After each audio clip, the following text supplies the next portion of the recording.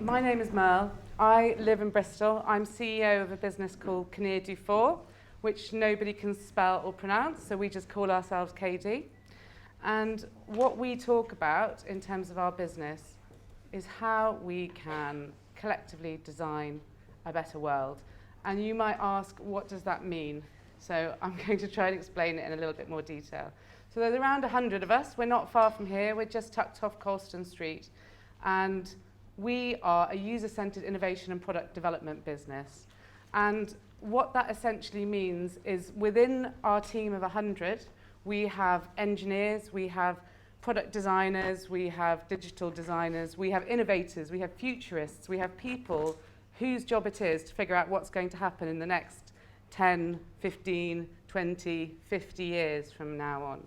And we combine all of those skills to work collaboratively to create new products and experiences, I'm sure some of which you are using. So we work with all kinds of companies, from startups to big global pharma businesses. And most of our work is in healthcare.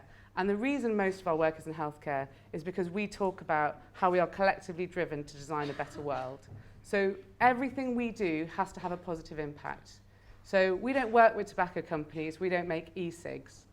We don't work on companies that want to create products that are unsustainable or have negative impact in terms of moving forward. So we are trying to design positive impacts and positive outcomes for the people and the patients that we design for. And why is that important? Well, because most people aren't doing that.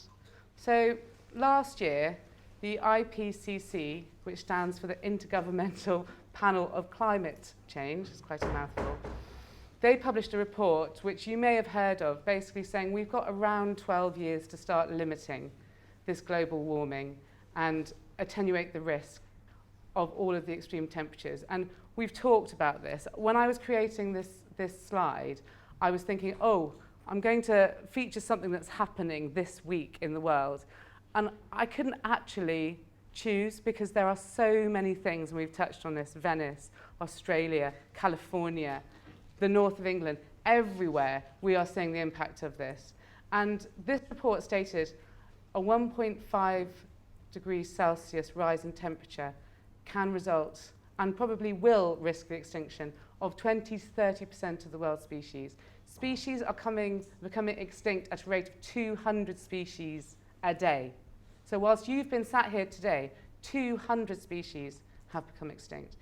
And last year as well, there was this letter which Mr. Chris Packham put his name to, amongst others. There was 100 names signed in an open letter to The Guardian.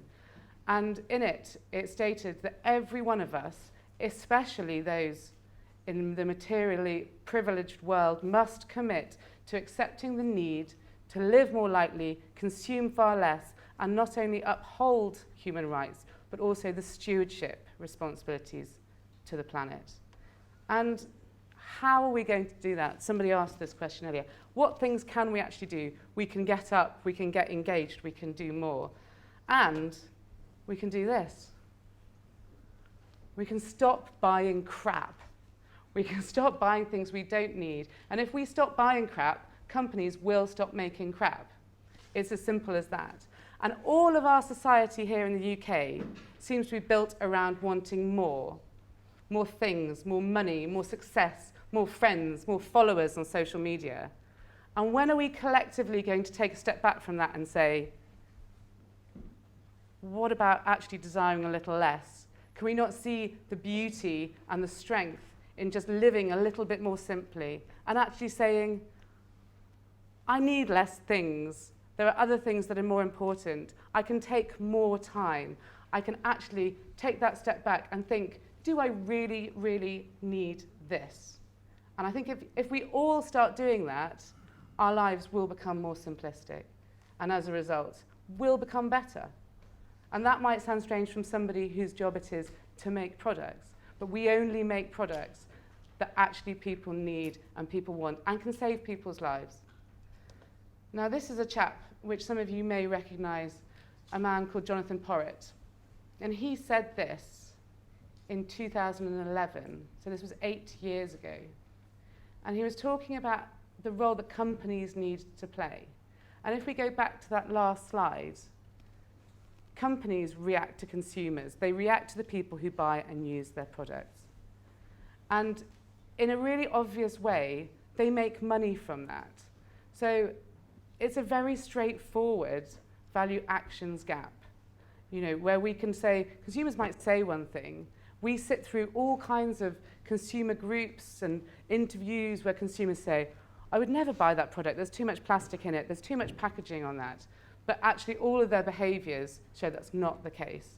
So if we actually start putting pressure on these brands and on these companies who are actually so clearly in the business of making money out of this, it starts to become a more simple exchange. And what more can we collectively do? We need to be more informed. We need to find out those 15 minutes that you're all going to get up earlier tomorrow and not get out of bed and spend on your phone because it's also Saturday. You can start having a look at some of the apps that are available to us now and how we can start gaining some of that information. So some of my favourite, good for you, good on you. This is a clothing app. So this will tell you every single high street shop that you shop at. If you think it's sustainable and ethical, it actually might not be. But this will actually tell you what their supply chains are like, how they're treating their workers.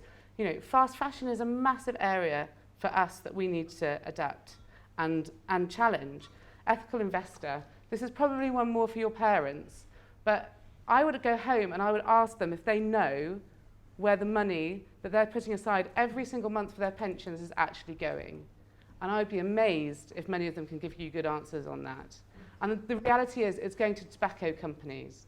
It's going to arms manufacturers.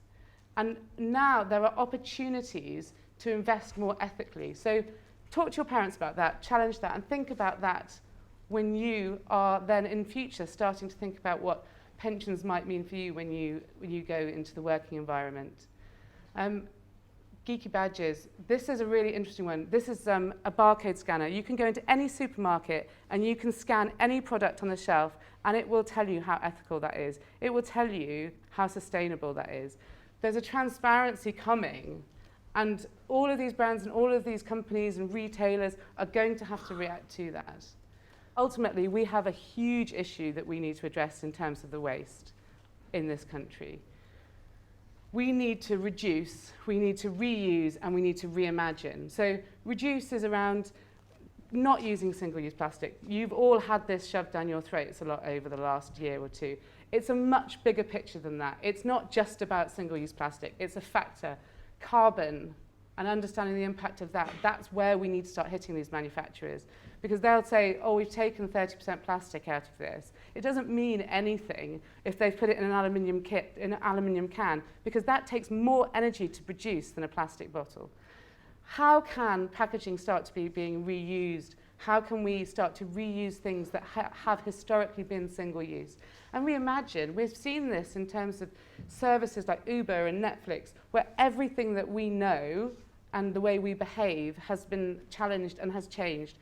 What can this look like? If in some point in the future we don't even need a tap, we can collect water from the atmosphere. We can look at how we can collect water from and filter water from air conditioning systems. There are so many new technologies as well that are coming forward. We need to travel more responsibly. This is a massive, massive challenge in the developed world. We need to think about where we're going. If we're going across, even on a short flight to Europe, that's probably 10% of your entire carbon for a year that you are taking on just that one flight. We need to think about how we're getting there. We work a lot in terms of electric cars and understanding the impact of what's happening in that. Public transport, our own feet. There's lots of alternatives in this. We need to eat more sustainably. We need to reduce meat.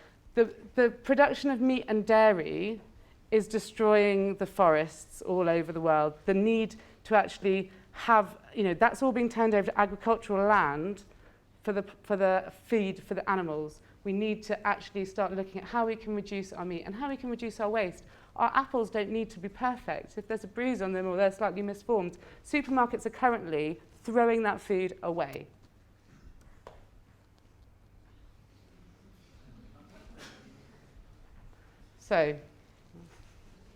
So if you live in North East Somerset, this is your MP. Doesn't that make you proud? This was taken a few weeks ago, where he was just leisurely reclining on the front benches in the Commons. So not that many of you are yet 18, but you can engage, you can write to your MP, you can change this moving forward.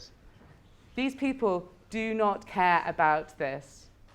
We need to change that. And the final slide I wanted to show.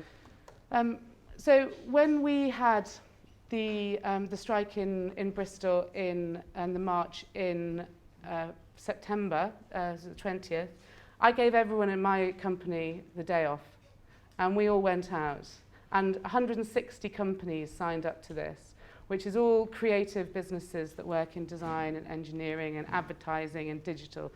And everyone went out and actually marched.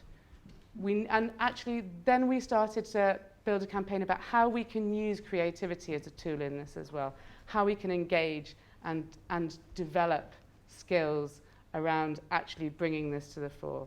So, you know, every single one of you, I think you need to take a look at what you're doing and just say, what can I do that will change? What can I do that will create impact? And, you know, we saw what happened when Greta, one person, started that change in Scandinavia. Think what we can collectively do if every single person in this room does something. Thank you.